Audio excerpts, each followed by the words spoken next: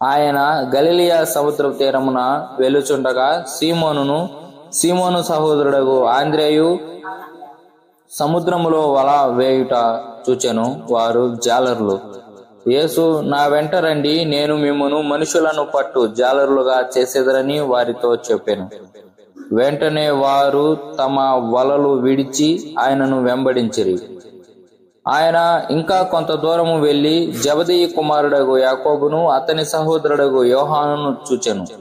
వారు దోణిలో నుండి తమ వలలు బాగు చేయుచుండిరి. వెంటనే ఆయన వారిని పిలువగా వారు తమ తండ్రి అయిన జెబెదయిని దోణిలో జీతగాండ్ర యొద్ద విడిచిపెట్టి ఆయనను వెంబడించిరి. అంతటా వారు కపెర్నహూములోనికి వెళ్ళిరి. వెంటనే ఆయన విశ్రాంతి దినమున సమాజ మందిరములోనికి పోయి బోధించెను.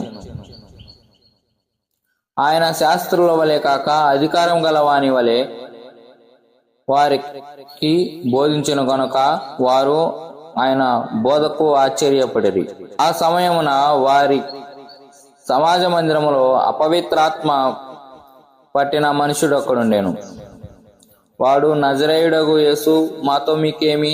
మమ్ము నశింపజేయుటకు వచ్చితవా? నీవెవడవో నాకు తెలియను, నీవు దేవుని పరిశుద్ధుడవు అని కేకలు వేసెను.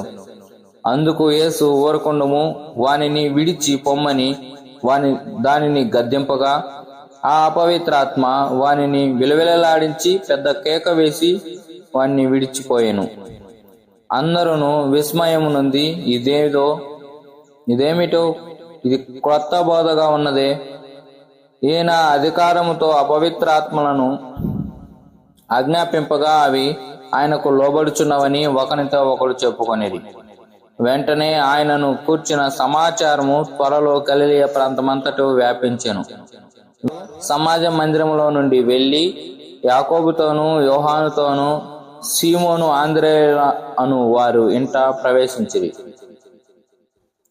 సీమోను అత్త జ్వరముతో పడి ఉండగా వెంటనే వారు ఆమెను గూర్చి ఆయనతో చెప్పిరి.